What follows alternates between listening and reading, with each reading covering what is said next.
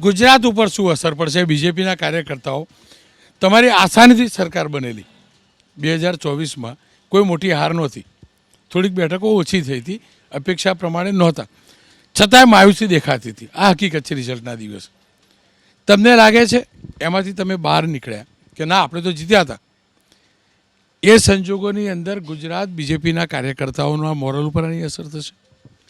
અમારી તો 2 સીટ હતી અને તમે જોયું કે વાજપેયીજી અને અડવાણીજીનો કાળ હતો ત્યારે કેટલી ગ્રેસફુલી એમને કીધું હતું કે અમે ક્યારે પણ આ બધી જે ખરાબ નીતિઓ છે એને લઈને સરકાર બનાવવાની. વાજપેયીજીને યાદ કરતા હોય ને તો વાજપેયીજીએ પક્ષ નથી ગઠબંધન એટલે તોડફોડ કરવી એમ કે રાજીનામું આપેલું. તમારે તો જરૂર વગર બહુ તોડફોડ કરી હતી, એટલે એ સિદ્ધાંત ભૂલી જજો. સમય જે છે જનતાના નીતિ પણ બદલાઈ જાય. જનતાના હિત માટે સમય અનુસાર વાજપેયીજી વખત જનતાનું હિત નહોતા ઈચ્છતા. હું એ જ કહું છું કે અમારી પાર્ટી એ છે રોનકભાઈ કે જે 2 સીટમાંથી અત્યારે આ રીતે લોકોએ અમને પહોંચાડ્યા છે, એટલે માયુસીનો તો કોઈ અહીંયા પ્રશ્ન જ નથી.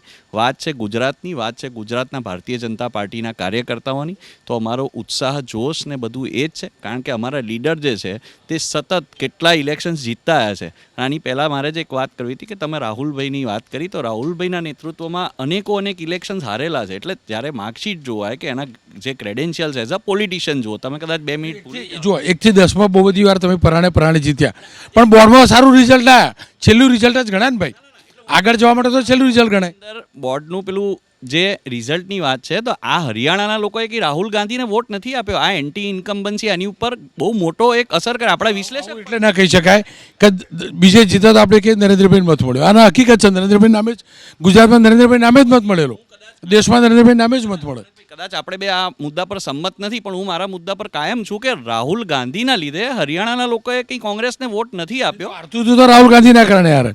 ના, એ નેતૃત્વ જે લે એને બંને સ્વીકારવું તો પડે. આ લોજિકલ છે. ભાઈ જીત્યો તો કે મારા લીધે જીત્યો, હાર્યા તો એ કે ભાઈ હું તો આ કયા નેતૃત્વે હાર સ્વીકારવાની હરિયાણામાં તમારા? હું એ જ કહું છું કે હરિયાણાની અંદર જે પણ હાર છે, હું ફરીથી કહું છું કે અમે ક્યારેય એવું પ્રોજેક્ટ નથી કરતા કે ભાઈ આ જે વ્યક્તિ છે, બરાબર, રાહુલ ગાંધીની જો વાત હોય તો આ ઇલેક્શન રાહુલ ગાંધીના લીધે આ લોકો જીતે છે, એ વસ્તુ તો સ્પષ્ટ રીતે અહીંયા છે જ નહીં, એવું મને દેખાય છે. તમે કોના લીધે હારો છો એટલું કહી દો. આ ફરીથી કહું છું કે આ જે ક્ષેત્રીય મુદ્દાઓ છે એના આધારે લોકોએ મત આપ્યો, અને જે મત આપે છે એને અમે સહર સ્વીકારીએ છીએ. એટલે આમાં હાર જીત નથી આવતી. અમે હારતા જ નથી, અમે શીખીએ છીએ રોનકભાઈ, એ મેં સ્પષ્ટ કીધું. આપ મોટાભાઈ 54 બેઠક થઈ ગઈ છે ટેલી પ્રમાણે. જો ભારતીય જનતા પાર્ટીનો કાર્યકર્તા હંમેશા મેદાનની અંદર કામ કરતો હોય છે, અને લક્ષાવધિ કાર્યકર્તાઓના આધારે ભારતીય જનતા પાર્ટી જીતતી હોય છે. અત્યારે જે રુઝાન આપણે હરિયાણાની અંદર જોઈ રહ્યા છીએ, કદાચ ત્યાં જે પણ કંઈ અમારે વિચાર કરવાનો આવે છે તો અમે ચોક્કસથી વિચારીશું. કોંગ્રેસ જીતે છે એવું માનવાનું કોઈ કારણ નથી.